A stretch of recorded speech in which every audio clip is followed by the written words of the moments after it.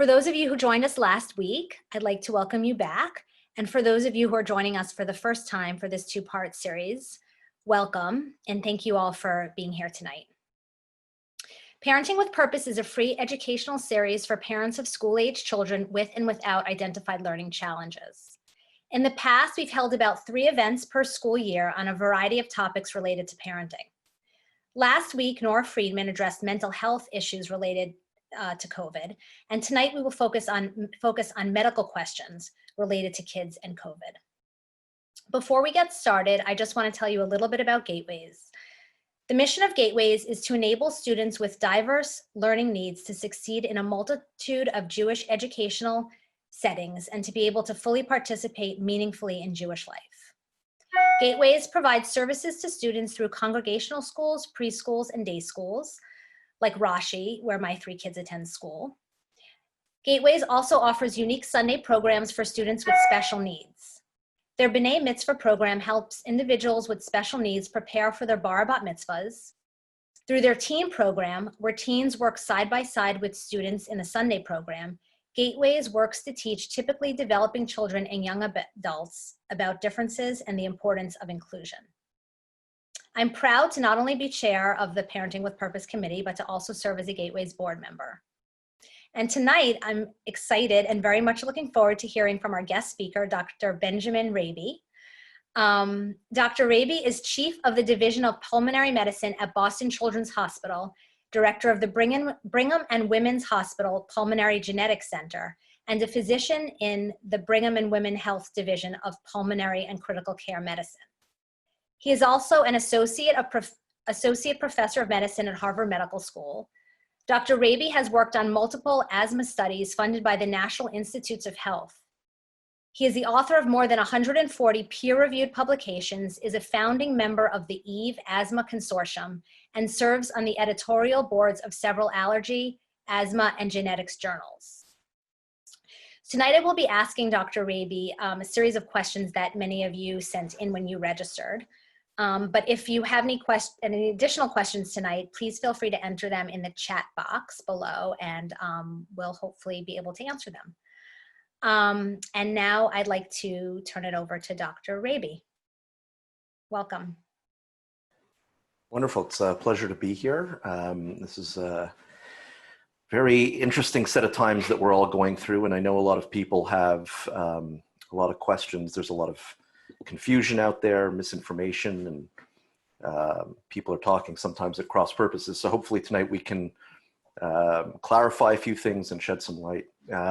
So I was asked to take a few minutes to begin by describing a little bit about where we're at with COVID, what COVID is, and what we know so far.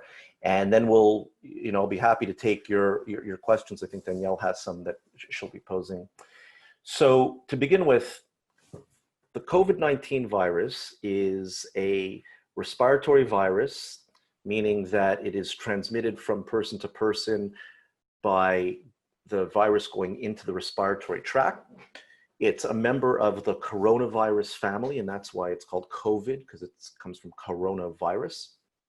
And the coronaviruses have been around for a long, long time. We've known about them at least since the 1960s.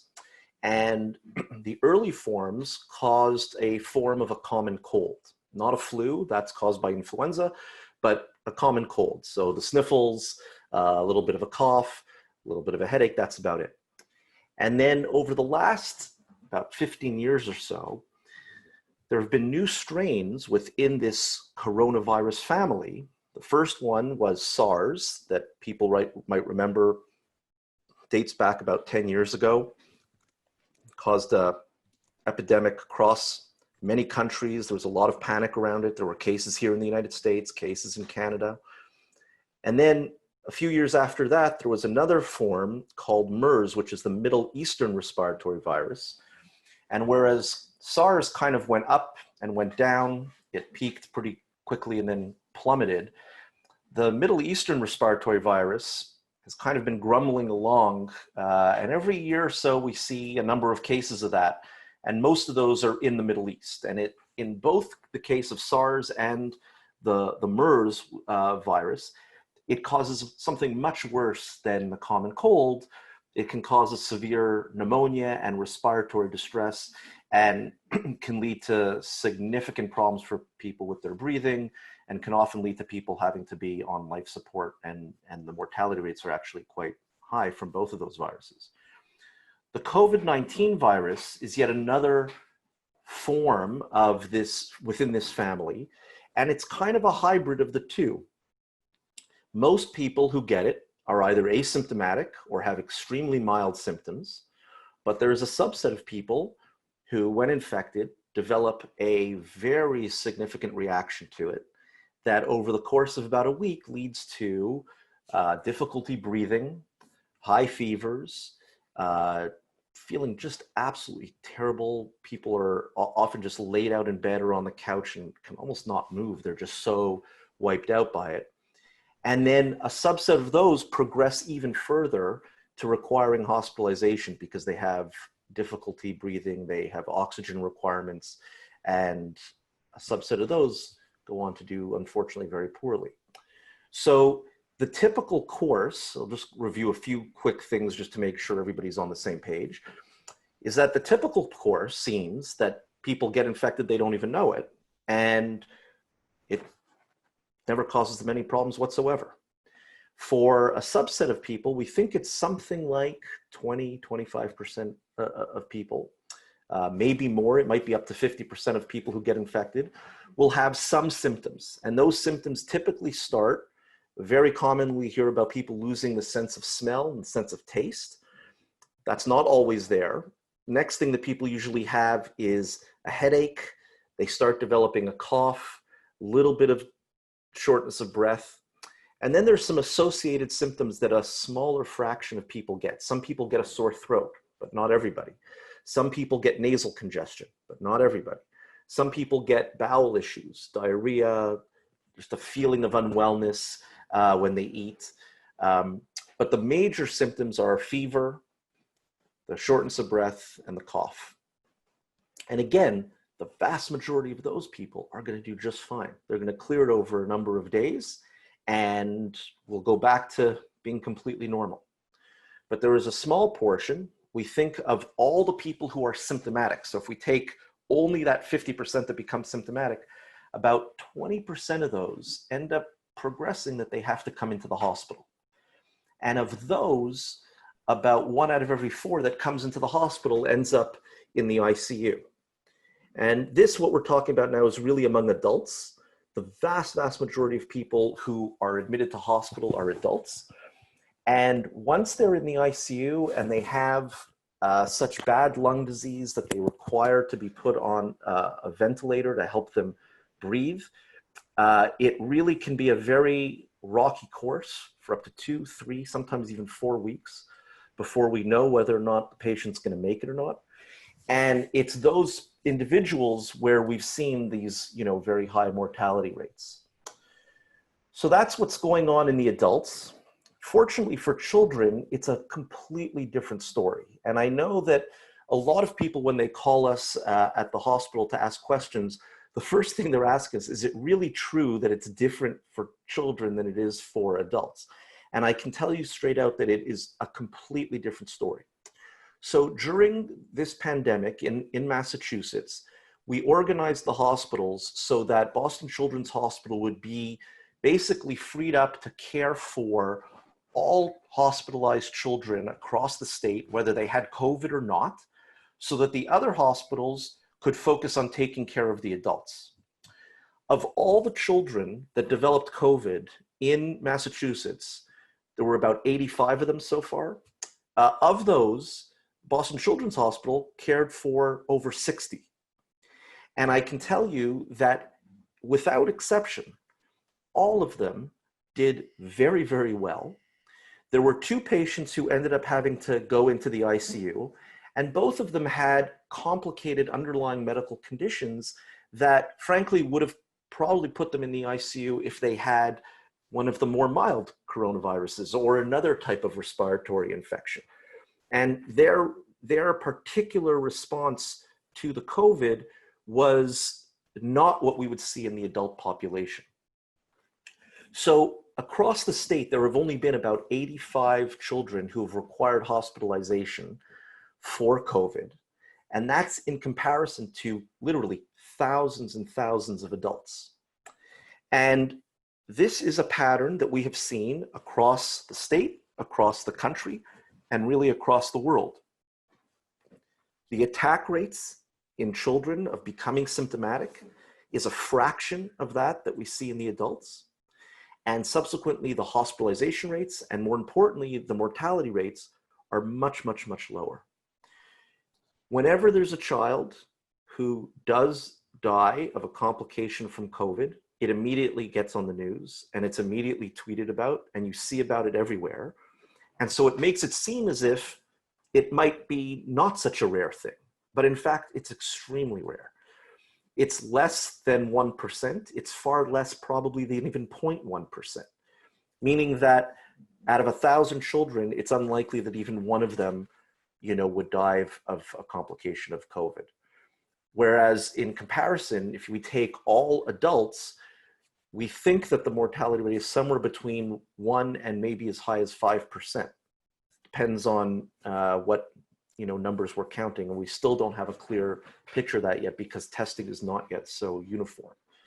But the most important message here is that in general, children do extremely well.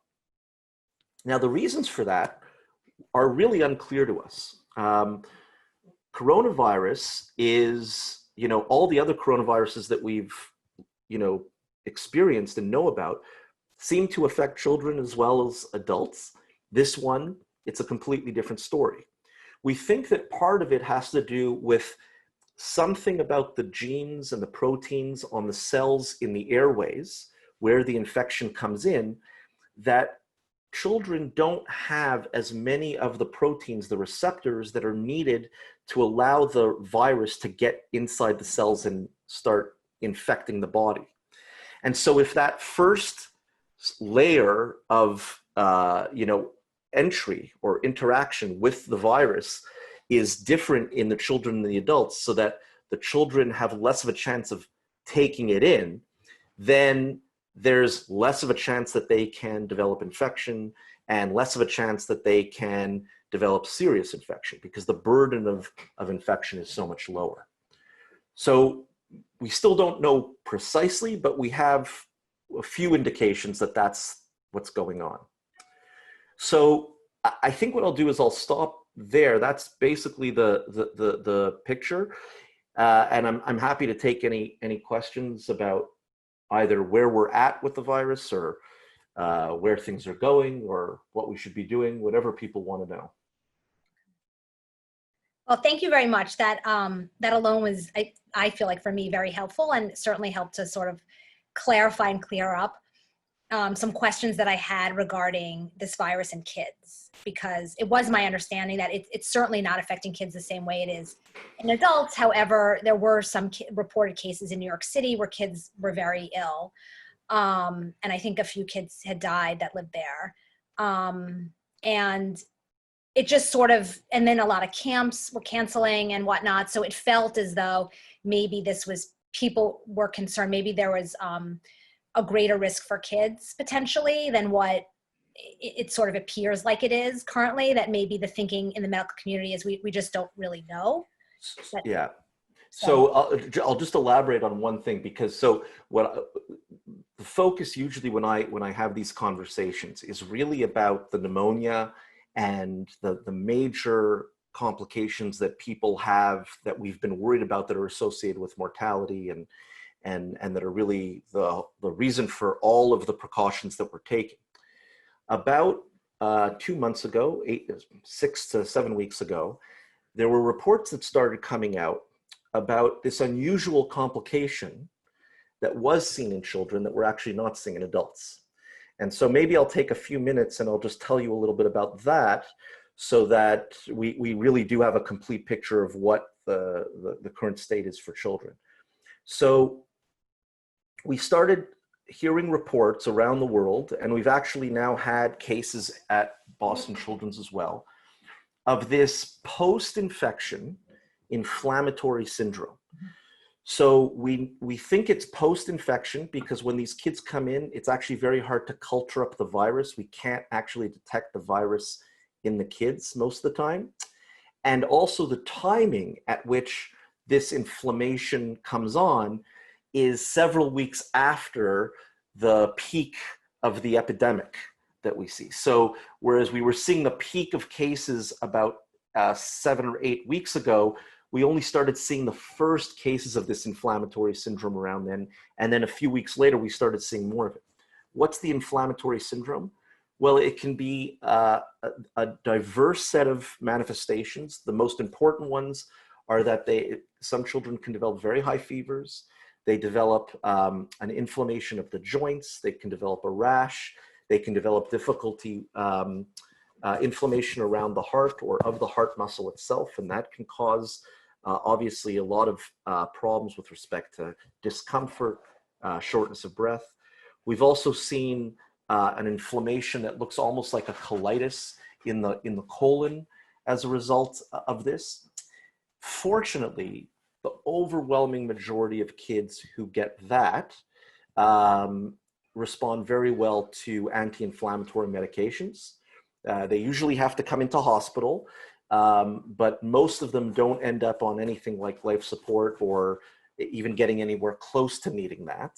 And it's, of course, very scary when no one knows exactly what this is all about, and we're only seeing these cases for the first time, but they look very similar to other types of inflammation that we actually do know a lot about. And in fact, at Boston Children's, one of the world's experts on this other condition called Kawasaki's, which a lot of the cases look like, one of the world's experts is at Boston Children's. And so there's a lot of comfort about how to approach and how to manage these children.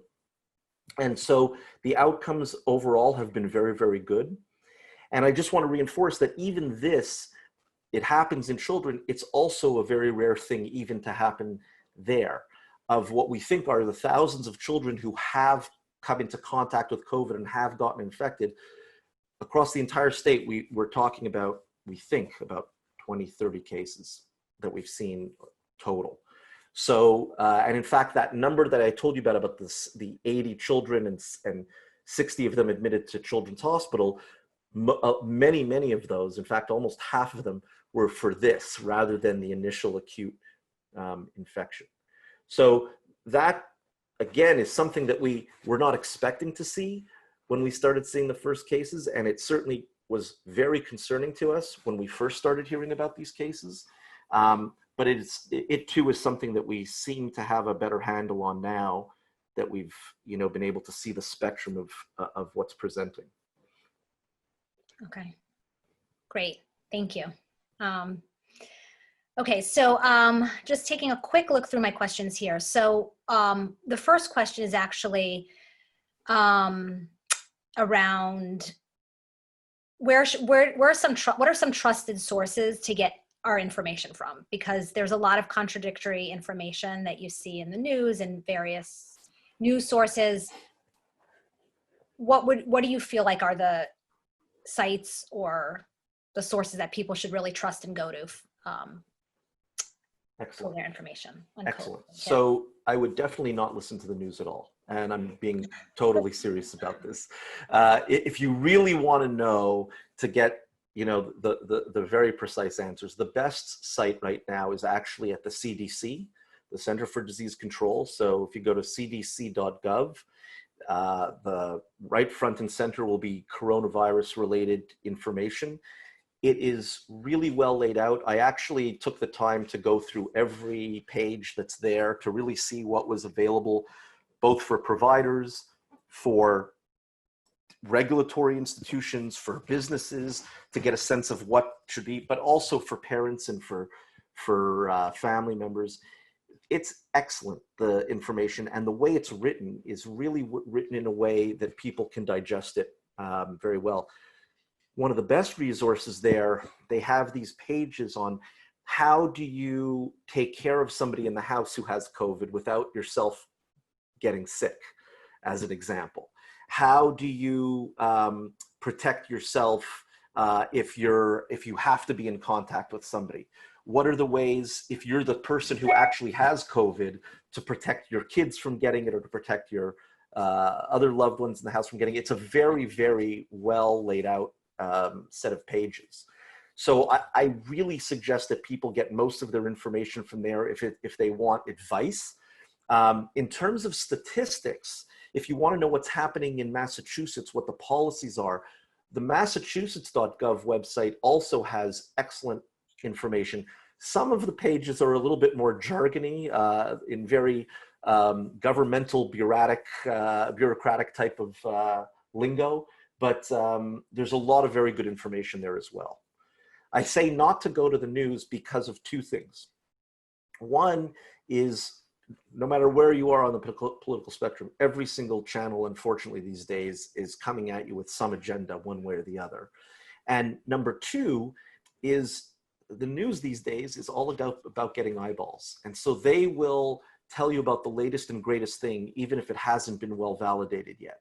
And there are a lot of drug trials that were really badly done, or that were, even if they were well done, they were specifically designed to get a quick peek, but without being a definitive answer. And the news will report them as if it's the greatest thing, you know, ever, and a cure is on the horizon, and it gets people very confused as to why, you know, things aren't moving as quickly as they are. So to be honest, I haven't watched the news in quite a while now. It's just too depressing. Yeah, that's true for sure. Okay. Next question is, what do you see as some of the basic requirements going into the summer to protect from COVID? What would you recommend that, you know, things that people can do for their families, their kids? Yeah. This is a really challenging time right now because we don't know fully the mechanics of how it is spread, even with all this time. We're very confident about a few things. We know that it is spread person to person through respiratory droplets, through the air, that one person who has COVID is breathing and another person inhales.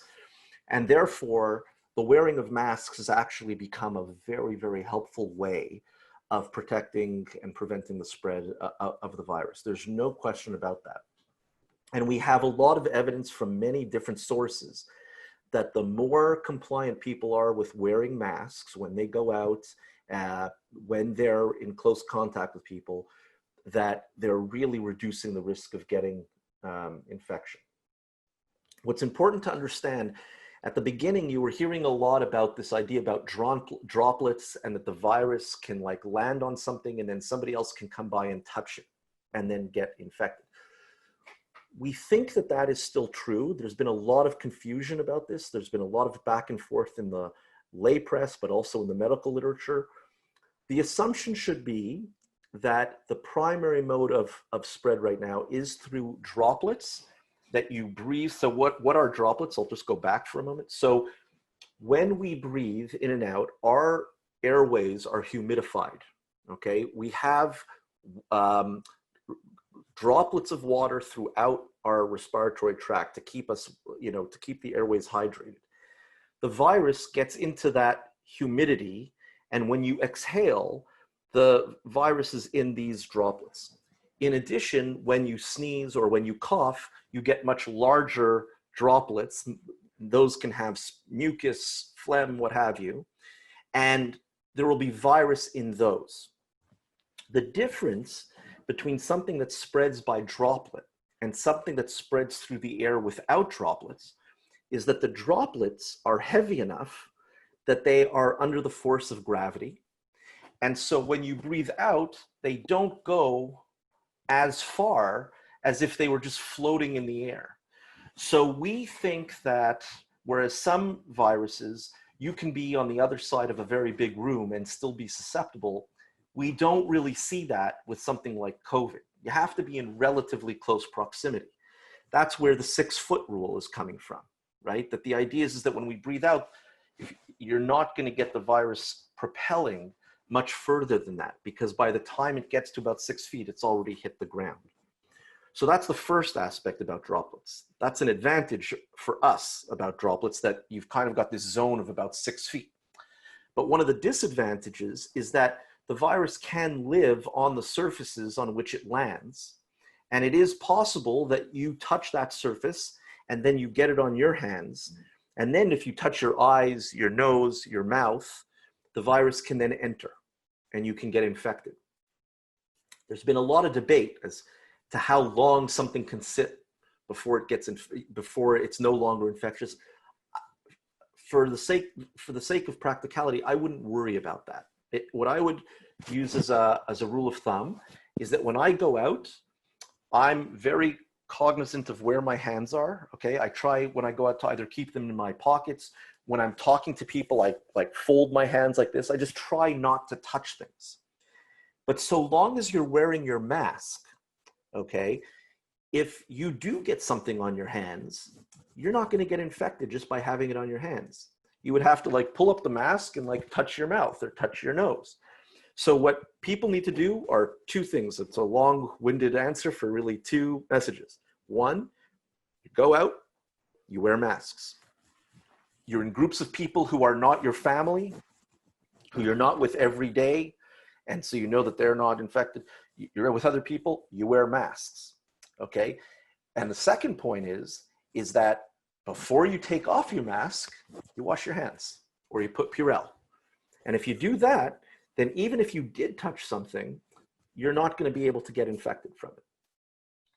I hope that makes sense, those 2 points. And to be honest, those are really the two things that people should be doing moving forward. In terms of things like, you know, can kids get together? You know, this is a big thing. So I have two daughters, one is 16, one is 14, and we've arranged for them to have play dates. People have come over into the backyard. My kids have gone over to other people's house into the backyard. And the idea is that, you know, once they get to a certain age, you know, they're fairly cognizant of being able to keep a physical distance and to not share things. And you can have kids of that age getting together, sitting at a distance from each other, having conversations, playing games together. That's not a problem.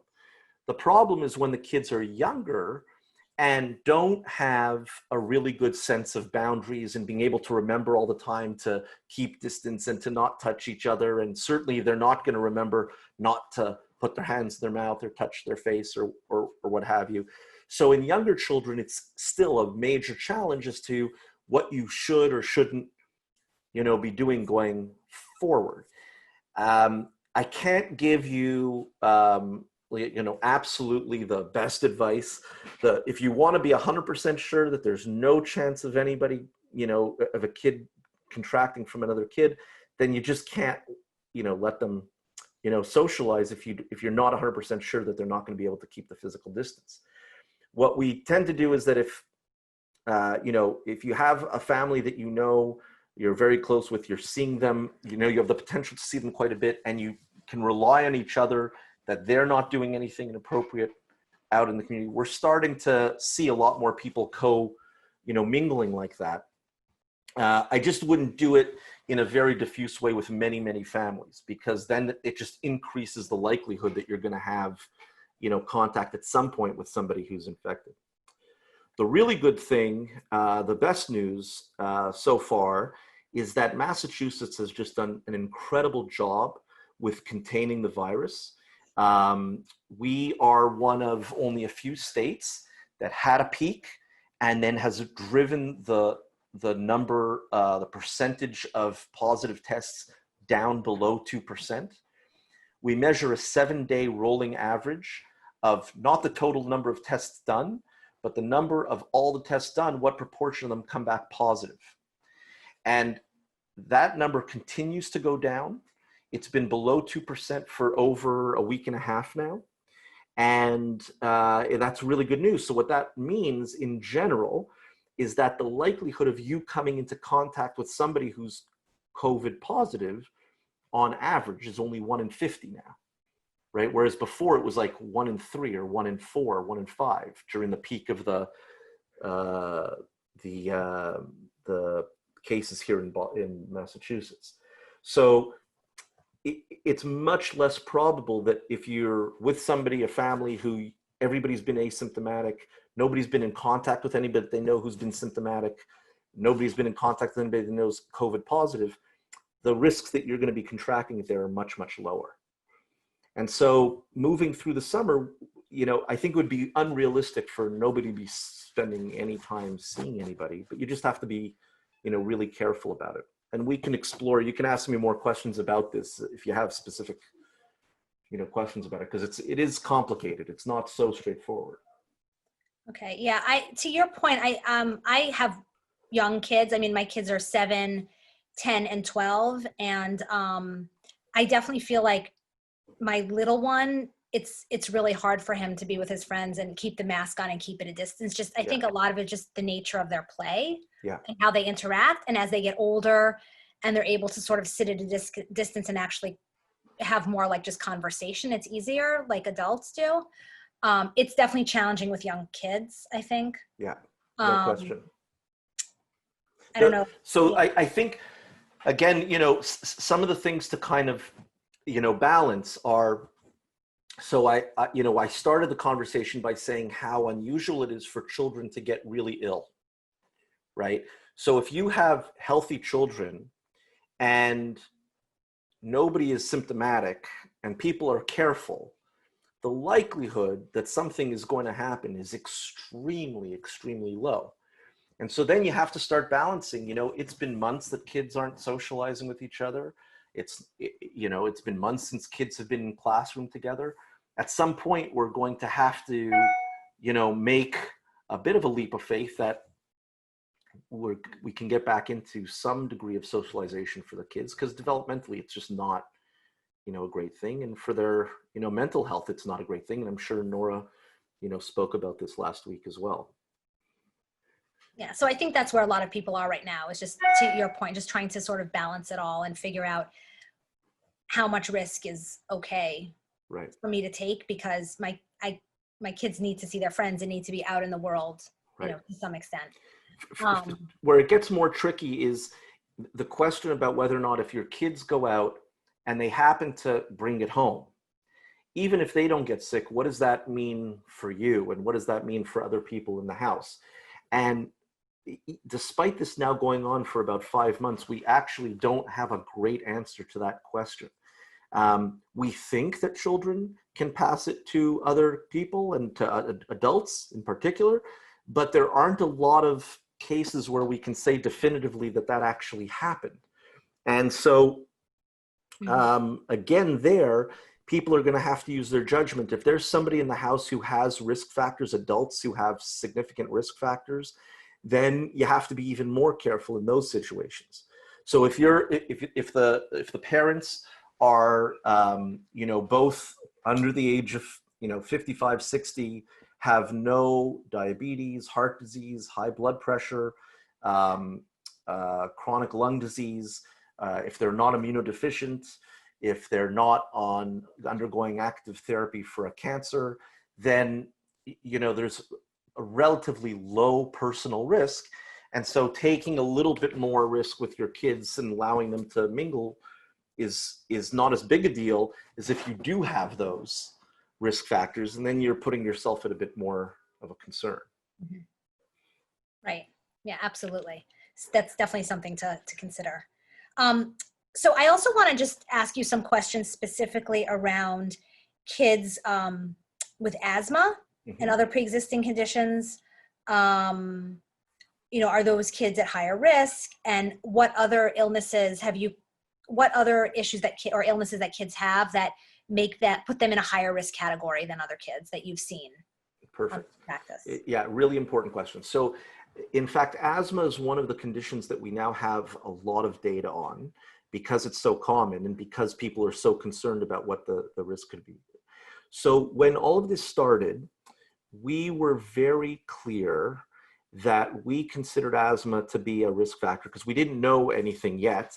And so we wanted to err on the side of caution. And so we made sure that all of our asthmatic patients had extra inhalers around and extra inhaled steroids and so on, and that we had good asthma action plans. it turns out that the evidence so far suggests that asthmatic children might actually be, on the whole, protected relative to their peers from getting infected. Once they are infected, however, there is a slightly higher risk of a more serious course than if they didn't. So I'm saying two things at the same time. I'm saying that if you have asthma, we think that you're at a lower risk of getting infected in the first place. Okay, so if you take 1,000 asthmatics, the proportion of those that are going to get COVID is going to be less than the proportion in 1,000 people who don't have asthma. We have data on that now. So there's less likely to get it. But if you have asthma and you do get it, so there still are a few kids who get it, they might have a more serious set of symptoms and may require hospitalization. So if we look at Children's Hospital, if we look at the first, we have data on the first 40 patients who came in. Asthma was the most common underlying medical condition that those kids had. It was about 25% of the kids had a diagnosis of asthma. But on the whole, the overwhelming majority of our asthma children our asthma patients that we take care of, most of them didn't come in. Most of them didn't even call us with any complaints. In fact, we got fewer calls about kids with asthma exacerbation during this pandemic than we've ever had. And that's because of social distancing. They're not getting other infections also. And because of staying indoors, they're not getting as much exposure to some of the allergens outdoor, like the pollens and so on. So our asthmatic children have actually done really well over the last few months. The same thing is true with kids of many of the other chronic lung diseases. So we take care of a lot of patients with cystic fibrosis. Our cystic fibrosis patients have not had difficulties during this time. And we think that part of it is that they have, both with the asthmatics and the cystic fibrosis patients, that they have an underlying inflammation that somehow is protecting them from this particular virus. It's really fascinating, and it's totally counterintuitive to what we might have thought at the outset of this. So we still are very clear with our patients that if they develop symptoms, we want them to be treating their asthma properly. We don't want them to ignore it or neglect it. But we've started to allow to pardon the pun, let our parents breathe a little bit easier about this, because we just haven't seen the type of problems that we thought we might have. Yeah, that's so interesting, what you said about the asthma, because I also would have thought that a child with asthma already has a more compromised, right? Also, their lung capacity, their right. lungs are more compromised, so that they could potentially be more susceptible and get more sick than the general population if they contracted COVID. So that's interesting. That's really interesting. Yeah. I don't know if you want to talk a little bit about schools in the fall and sort of your thoughts about that, and along the lines also of whether, for parents that have children that may be at higher risk, or family members that may be at higher risk, should their kids, will it be okay for their kids to go to school? Is it better that they're homeschooled? Right. So let me start with the broader population, and then we'll get into the special circumstance of where there are high-risk people at home. So it's going to be a real challenge, but I think most educators currently feel very strongly that we need to get our kids back into school. I think the government is very keen on getting kids back into school because, a lot of professions are dependent on people being able to have their kids taken care of during the day so that they can actually get to work. It has ramifications for the economy. It has ramifications for everything. But simply for the children, for the sake of their education, I watched my girls over the last few months. Their schools did a great job with doing, video conferencing in their virtual classroom. They did a really good job. And I could just tell they were not getting nearly what they get out of doing it in person. And so having our kids back in school, I think, is going to be really important. I think that goes even double for children with special needs, that, doing these things remotely is just extremely challenging. So the schools are very interested in getting back together. The governments are trying to help with this. I know the cities are thinking very hard about how to do this properly for the public schools. The challenges are going to be the following. Number one is we are going to want to make sure that we have precautions in place for social distancing, even when in the classroom. So if you have a relatively small physical space already, the idea of being able to have all the kids separated by 6 feet in all directions becomes a challenge. That's a huge one. Secondly is what you do during drop-off, what you do during pickup, what you do during lunchtime, recess, to make sure that kids are, respecting the social distancing. The masks certainly help. I think children will be expected to wear loop masks, not the N95s that are really tight. You see like the healthcare providers that have like the tight lines across their face from the N95s, but just a regular loop mask, which is relatively loosely fitting. Children are going to have to wear those during class. And each school is going to have to come up with a number of solutions for the crowding issue.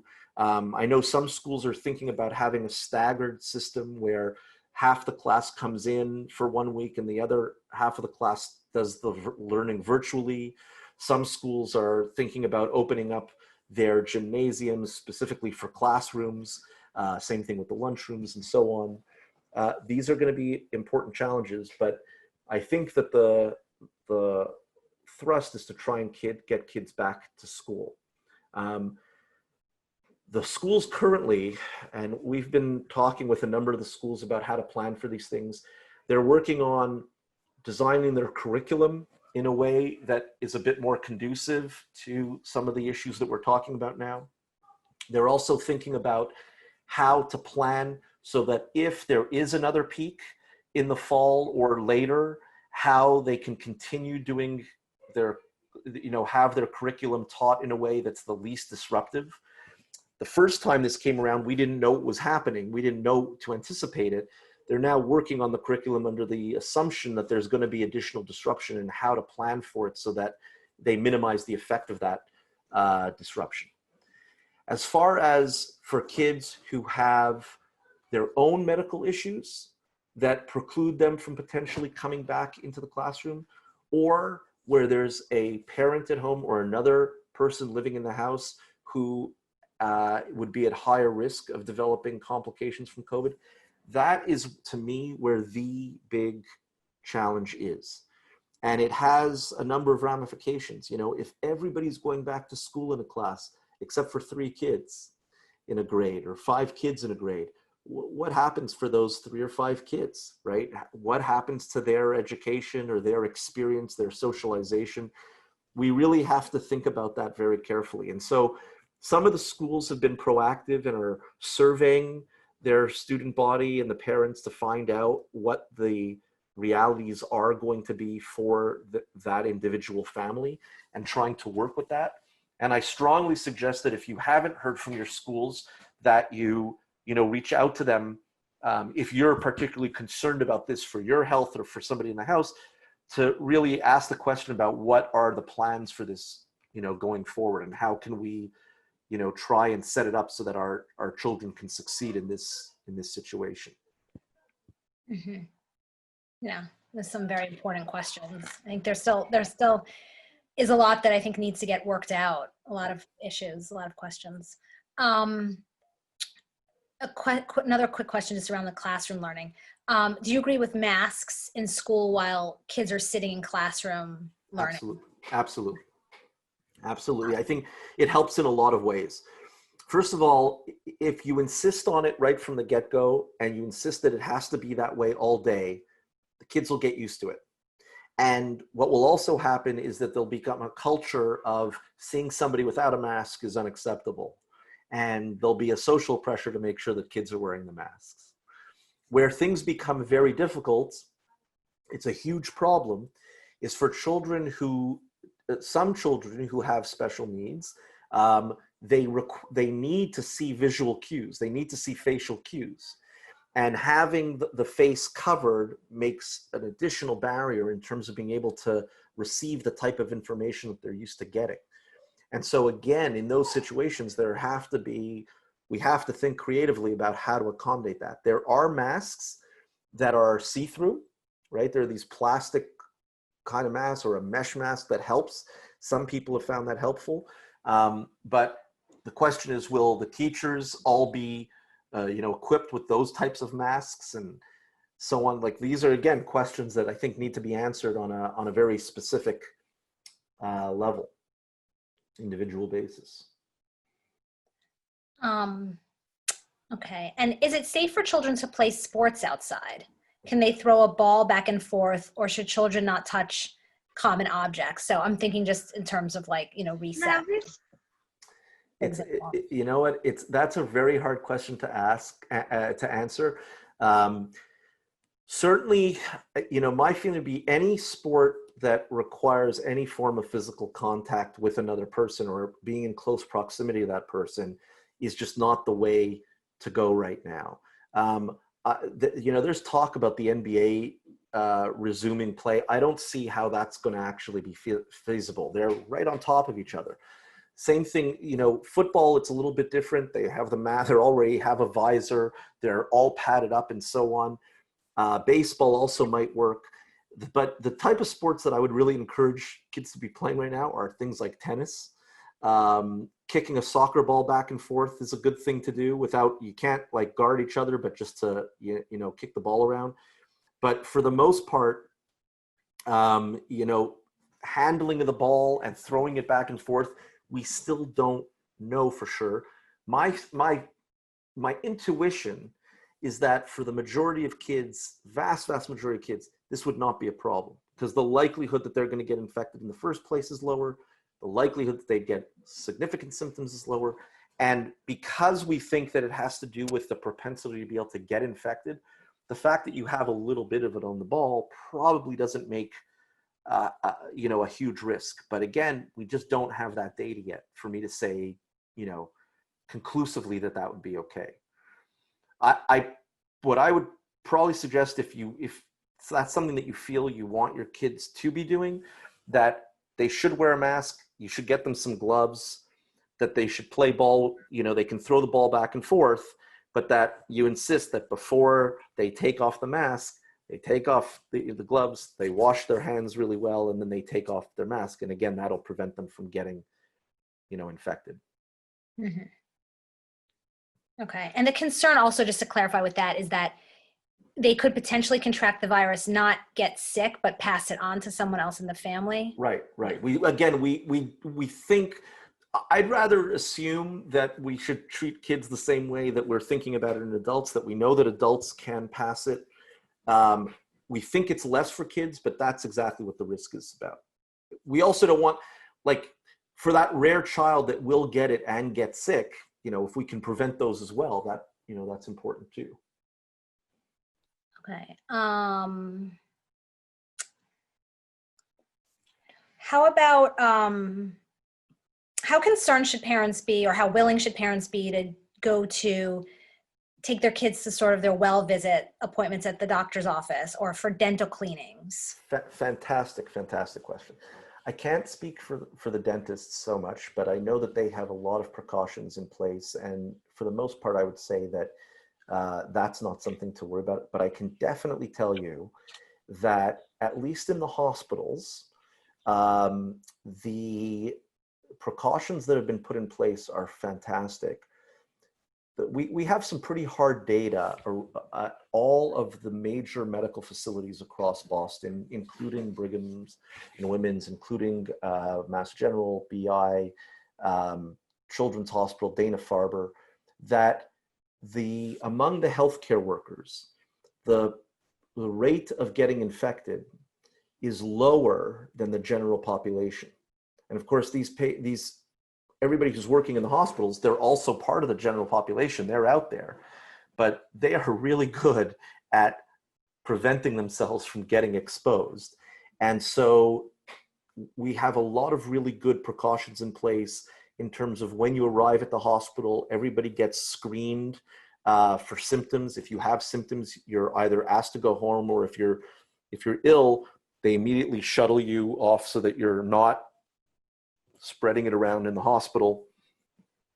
We have the same type of screening in place for every employee. When they come in every morning, they have to check in, they have to attest to the fact that they don't have any symptoms, and then they're provided with a mask. People are really surprised. We've had a lot of patients who have been very hesitant to come in and see us, understandably so.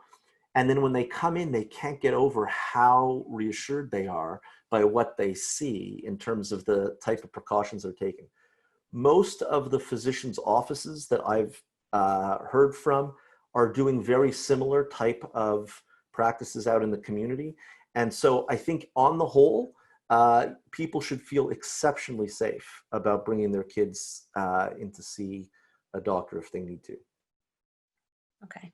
Yeah, and I also just want to chime in from personal experience, because I have taken my kids for dental cleanings, and two of my kids just had a well visit. I myself have been to some doctors, and I also have felt very comfortable and safe with the way they're sort of managing the virus, trying to keep everyone safe, all the precautions they're taking.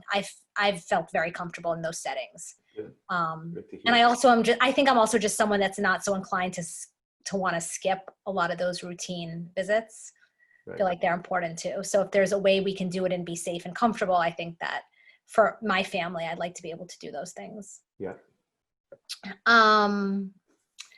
Is there any information available about any potential long-term effects of COVID-19 on children, even if they have an easier course of the virus? Yeah, that's great. So that's something that we're studying now.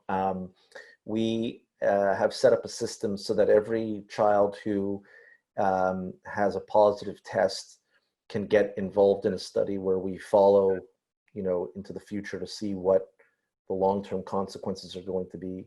I would say that for the overwhelming majority of people, not only children, but particularly children, I don't think there'll be any long-term effects. For people who have had to come into hospital and those that have been on life support, mechanical ventilation, being put on a ventilator or so on, there is a subset that will develop some limitations. It could be scarring in the lungs. It could be that their muscles are weakened by being in the hospital and being in bed for so long. And those things, some of them will heal over time. And we think that just like with other severe infections, that sometimes there'll be a long-term complication of that. But that's, again, mostly in adults and only for the most sick individuals. For somebody who has mild symptoms, there really shouldn't be any, lasting problem. Again, we're going to be collecting this information in a year or two from now. I may come back to you and say, well, there is a subset of children where that's not true. But for the most part, we've seen already a lot of the kids who were sick 2 months ago, they're now perfectly fine. They're feeling well. Do you have any, I'm just curious, this is a question that just came up for me. Is there any updated information around vaccine? Yeah, so there's a lot of very positive news on that front. The first thing, before we can know whether or not a vaccine is going to work or not, is whether or not in general we can develop antibodies against the virus. And we now have some very good data that's starting to come out. It's been published, a number of large studies, that in fact we naturally can mount an antibody response. And it's those antibodies that then help us fight the infection the next time around. So if you have symptoms, 100% of patients that were surveyed in this, one study out of China, another study that's now coming out across the United States, if you have symptoms, 100% of the time, you will develop an antibody response to it within about 2 to 3 weeks of having had the infection. So that's very positive news, because it means that we can naturally develop an antibody response. What the vaccine does is it artificially helps you boost up and develop an immunity. And the vaccines are engineered in a way to actually make it easier to develop that immune response. So we think we're going to be able to generate the immune response, and that the vaccines will be able to do it as well. The one thing that we still don't know is whether or not that immune response is really protective the next time around. And that's what the clinical trials that are now starting and will be ongoing for the next few months are going to try and address. So the way these trials work is they take the vaccines that they currently have. There are a few that are now in development that have gone, fairly far down the path that they're starting to do clinical trials with. They check to see the safety of the vaccine. And then they look to see whether those people who develop an immune response to the vaccine, whether they are at a much, much lower risk of getting infected than the people who aren't vaccinated. We'll have that information hopefully by the late fall. And then if we have something that looks like it's working, they can start putting into mass production. And that unfortunately takes a while to do. It's going to take months. So I think the most optimistic projections are that by the beginning of the winter, we'll be in a place where we'll be able to say, this is coming, it's going to be here in a few weeks, or it's going to be here in a few months, and we'll start being able to vaccinate people in the new year. And if that happens, then fingers crossed, in a year from now, this will all be long over for us. And hopefully sooner than that, that by, the middle of the winter, we'll be able to say that all of this, mishigas, as we would say, is behind us. So, and that's great. I mean, I really hope that winds up being the case. If it happens, yeah. I know. So the worst case scenario is that just it takes a little bit longer. Those trials might not go as planned, and it just takes a little bit longer to. Well, the worst possibility is that we don't develop an immune response that actually neutralizes the infection. We know we develop an immune response, but whether or not it's effective enough to prevent you from getting infected again is totally unclear right now. We think it's going to work. Certainly the initial data in animal models that they've done, in chimps, in rabbits, in other animals, they tend to develop what are called neutralizing antibodies, that like the truly protective antibodies. So we're hopeful that we're no different, and we shouldn't be. But until we know, we don't know. Mm-hmm. Okay. Fingers crossed. We'll keep our fingers crossed. Exactly. Okay, hold on. I had another one. Hold on, I lost my place here. A bunch of questions just came in while you were speaking.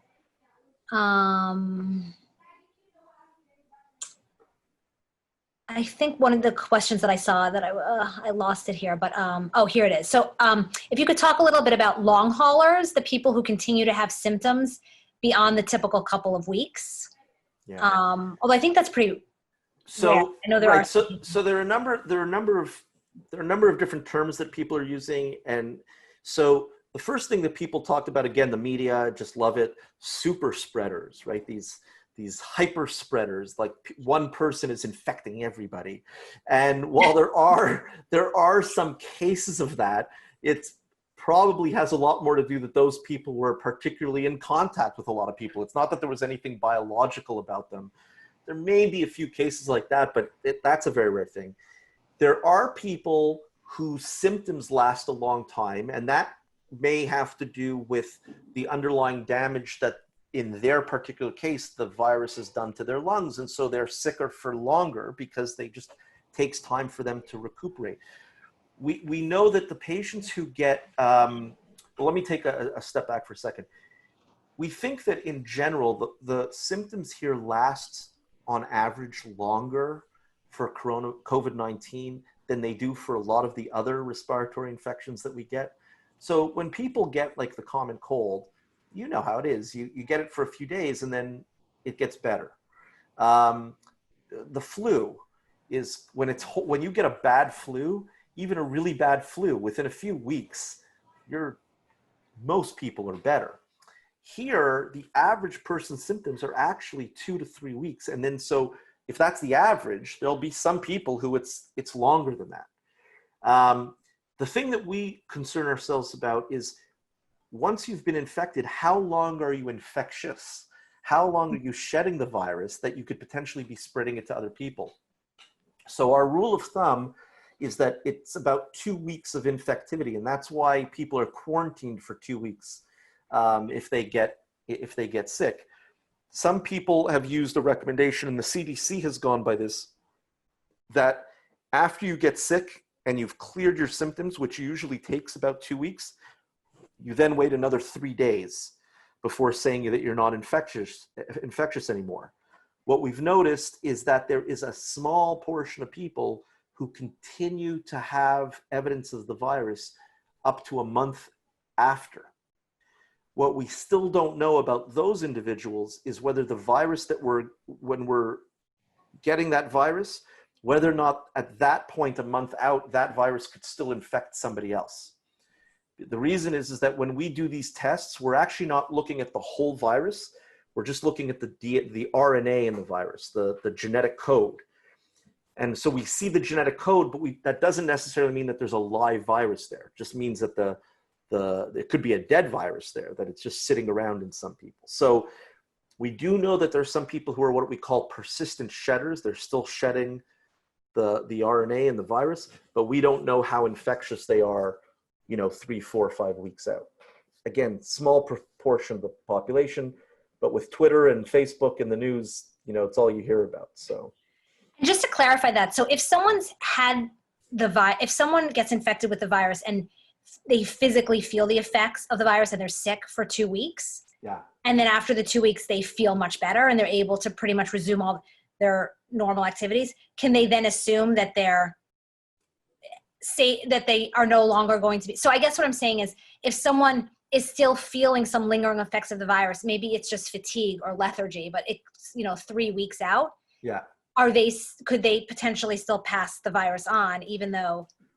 So again, I would take it really on a case-by-case basis, but fatigue is a tough one because you can get deconditioned really quickly and you just don't feel yourself, but the virus is long gone already. Okay. But there are other people, like if you're having sweats, if you're still having fever, if you're, short of breath, those are things that until it's documented that you've cleared the infection, I would assume that you still have it. Okay.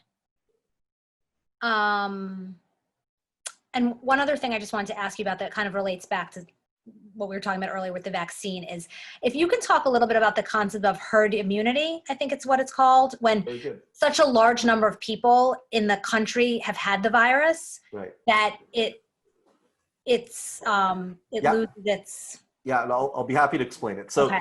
So because that could also, if my understanding is that could also potentially happen, maybe depending on how long it takes to develop a vaccine, we could exactly reach that point. Exactly. So let's assume, like fingers crossed, that the immune response that we develop actually protects us from getting infected again. Okay, let's assume that that's true.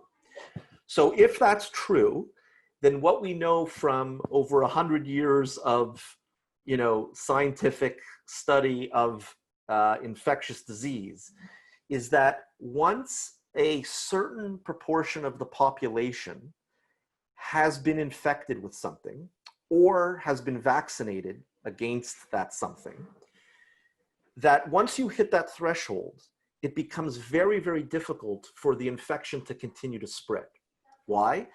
Because the only way that a virus can continue to live in a population is if it can be transmitted from one person to another. It has a life cycle in an individual, and then it has to get out into other people. Otherwise, it peters out. The immune system eventually gets rid of it, and that's the end. So imagine we start off like we did 3 months ago. No one had ever seen, in Massachusetts, no one had ever seen the coronavirus, the COVID-19. Nobody had any immunity. If you have 100 people in the room and one person come into the room with it, it's like wildfire. Everybody's susceptible to it, and it can go anywhere. Once you have a certain proportion immune, those people act kind of like blockers. And that if the virus does land on them, you kind of absorb it, you fight it off, and you don't pass it on to anybody else.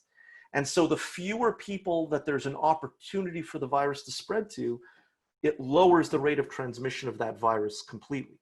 We think that for something like coronavirus, we are going to need 65% immunity before we reach that herd immunity. Right now, we're only at about, the best estimates are at around 15 to 20%. So we know, right, so we're far behind, and this is after going through these peaks. So here in Massachusetts, before we had the serology, like looking for the antibodies, we were estimating that we were at about 10% of people had been infected. From the serology data that's now come out, we can double that, and we can say it's approximately 20% of people have been infected. We're still a far way away from herd immunity.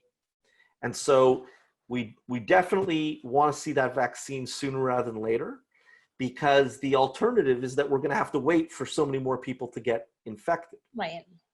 And that's where this whole issue about whether or not we're going to have another peak comes into play. And I know that for a lot of people, that's like, people want to keep that out of their minds as a possibility, and other people really want to know the answer to the question. The best guesses, and again, this is all guesswork, but the best guesses based on what we know about these viruses is that coronaviruses really love the fall. Fall is their time to thrive. And a lot of people are thinking that there is going to be a second wave. What you're seeing right now in California, in Texas, and Florida, those are not second waves. That's the wave that they did not really experience a few months ago. When we start seeing another peak, that'll be our second wave. And it's very likely that that will happen sometime in the fall. What we don't know is how widespread it's going to be. We don't know if it's going to be a lower peak than what we saw, this past spring. Is it going to be the same, or could it even be higher? We just don't know. But I will say that I'm really confident in the healthcare system here and in the government here. I have been so impressed with the Department of Public Health's response, with Governor Baker's response. The mayors of all of the major cities in Massachusetts have been phenomenal. And the healthcare workers and the institutions have really, for the first time in our history, have really coordinated together. And people should just feel very, very confident. You did not see or hear the stories like what was coming out of New York in terms of the system here being overwhelmed. We really had great planners and coordinators making sure that we were staying ahead of the curve. And hopefully we'll be able to do that the next time around if it comes to that. Okay, yeah, hopefully. Okay, so we're over time. It's 9:15. We do have a few more questions here. I'm happy to take another 10 minutes if you want. Okay, great. Let me just skim here for 1 second.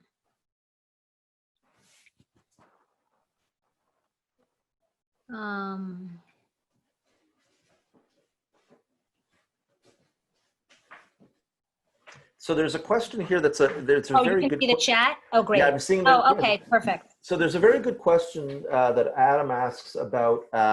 So these neutralizing antibodies, the ones that we think are going to provide immunity. There is some concerning data about how quickly those antibodies will stay around, right?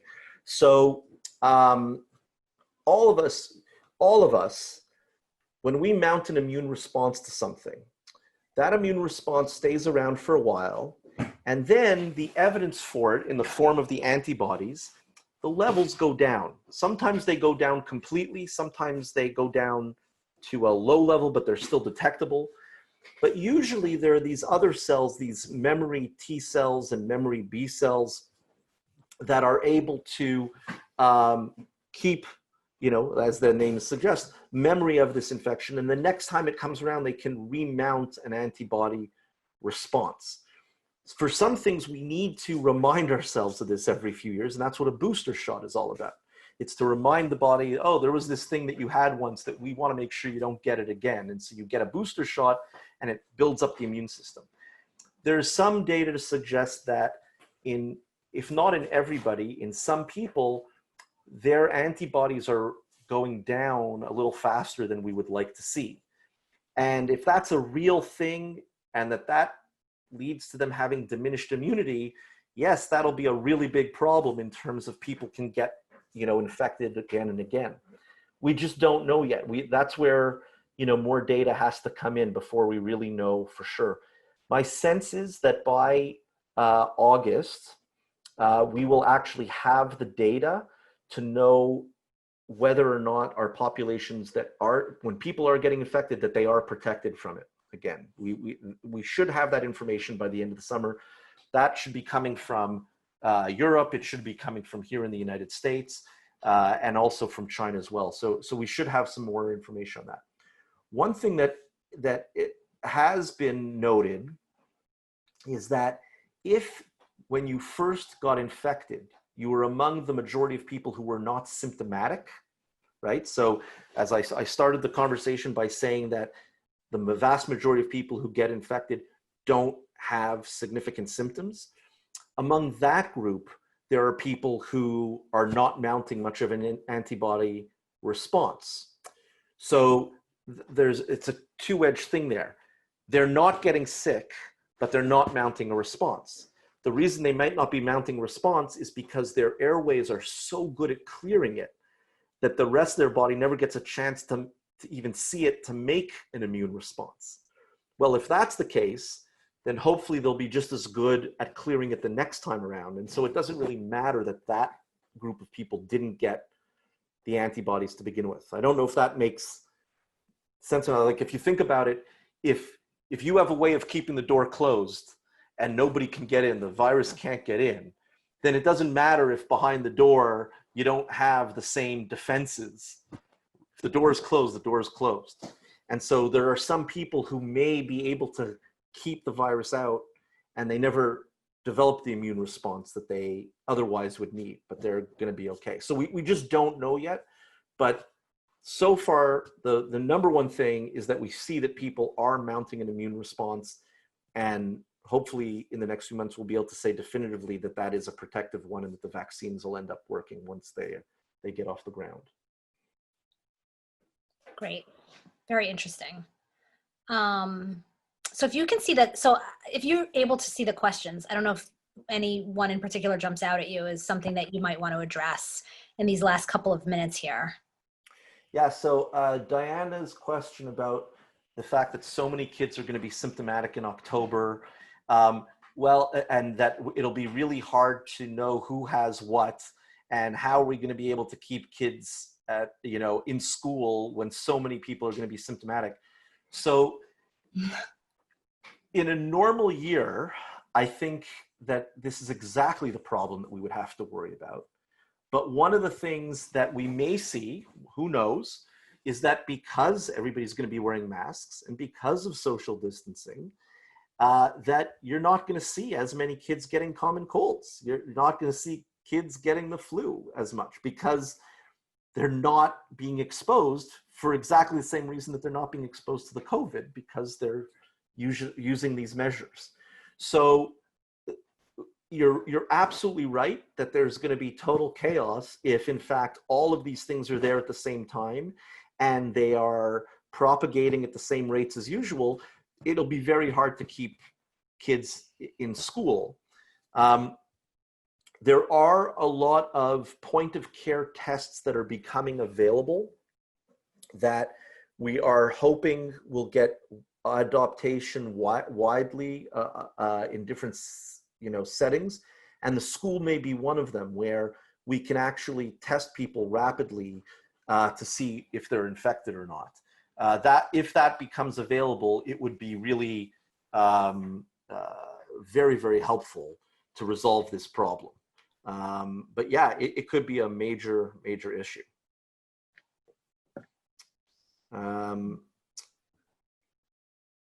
Okay, is it important for our immune system to be challenged to stay healthy? Okay, so what I would say, so the question here is, if we are not exposing ourselves to any viruses or anything like that, is that not good for us? So in the long run, absolutely, we want to be exposed to things so that we, maintain immunity across a wide range of things. But in the short run, the issue here is that this is a virus that is wreaking havoc and is, quite harmful to people, that we have to get it in check. So we're not going to live like this for the next 10 years, but for, doing these types of practices for the next 6 to 8 months, that is not going to have any long-term, consequences on our training of our immune system. We'll still, have an adequate immune system. Someone asked a question about, what about any thoughts on the MMR vaccine providing some immunity? Yeah, I've seen some of the early suggestions about that. I don't want to speak too authoritatively on that because I really have not dove into that set of papers. I doubt that it would be significantly effective. That the fact that you've had an MMR vaccine, that'll be helpful. First of all, most of us have had the MMR vaccine. Number two is the same type of reports that are now starting to come out about the MMR vaccine maybe giving us some cross protection. People were saying that about the anti-tuberculosis vaccine, what's called BCG. And that was completely debunked about a month or two after the initial reports came out. So for the time being, I don't want to speculate on whether or not that's going to be a real help to us. Okay.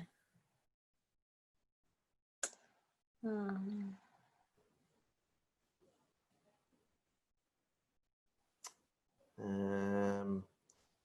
think those are the big ones that I saw. Yeah.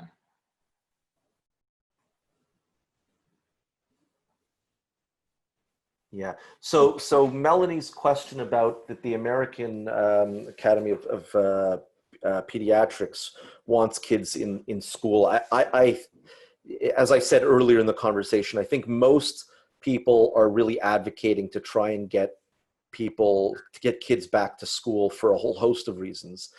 The practicality of the masks is really an issue. The younger the child is, the more of a challenge that's going to be. The phone calls that we had, earlier in the summer talking about school-related issues, the pre-K, the kindergartners, the first and second graders, those are just going to be very, very challenging situations. And there's a lot of very smart people who are thinking creatively about how to do this properly. But it's going to be a challenge. There's just no question about it. It's going to be a big, big problem. So I think those are the major ones. Yeah, I think we hit on many of these. I think you answered. Yeah. I think many of these questions. Good. Good. Well. Okay. Well, thank you. I mean, this was great. I think you provided so much information and answered so many questions on this topic. And I know there'll continue to be more questions, but this was so helpful. That's my pleasure. I don't know if you have any closing comments or remarks for us. Yeah, I would just say that the last few months have been very, very trying for people in so many different ways. And people just have to be patient. And my wife and I were talking about this yesterday, how we're starting to get into a different phase of this, where the acute anxiety about death and about illness I wouldn't say it's gone, but it's not nearly like what it was. And what it's being replaced with is this anxiety about when is all of this going to end? And I'm just going absolutely bananas sitting here at home and not being sociable and not being engaged in the world. And to me, those are really hard things to deal with. All of us are dealing with it. And I think it's just really important. Having groups like this is key so that people can ask their questions, people can discuss, and people should just realize that everybody right now is going through the same thing with this, and that we're all having difficulties with it. Even the person who looks like they're just dealing with all of it so coolly, it's just not the case. And so, I think being accessible to each other and being able to talk things through is going to help a lot. And just use common sense. Wash your hands, wear the masks, and the rest will take care of itself. Yeah. Thank you. We'll definitely have to keep that in mind. I think that's very important about washing hands and wearing masks are key. Key. And I think it is very hard not to know when it's going to end. I think it's one thing if we knew that in December there'd be a vaccine, even though December is really far away, for people to just know that it would be then. But the not knowing. The not knowing is very, very difficult. It's very, very difficult. The last thing, the one other piece of the other rule, nobody should be a hero. If you're not feeling well, just assume you have it, okay? Until you find out otherwise. Don't go to work. Don't put anybody else at risk. Just stay home, chicken soup, get a good night's rest, go see the doctor, and don't, put anybody else at risk. Excellent advice. Yeah. I think that's now more true than ever. Exactly. It's a complete culture. For doctors, it's like, no, I got to go take care of my patients. My health doesn't matter. The health of my patients matter. And, we've had to get in everybody's head. No. Your health really matters, because if you come to work and you're sick, you're going to get the rest of us sick. So everybody's staying home if they have even a whisper of symptoms. So you guys should do it too. Yeah. Great advice. All right. Stay safe, everybody. Okay. Thank you. Thank you so much. That was great. So helpful. And just a quick thank you to everyone for joining us. I know we went a little over time, but I think it was definitely worth it. And we will be in touch with you in the coming months about our programming for the fall and winter. So stay well, stay safe, everyone. Nice to see you. Thank you. Bye. Thank you so much, Dr. Raby. My pleasure. Thanks for all your great work. Thank you. You.